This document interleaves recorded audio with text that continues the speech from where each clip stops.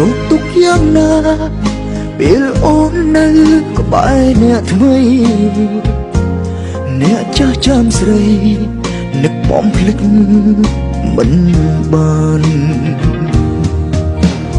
ទោះជាអតីតតែចិត្ត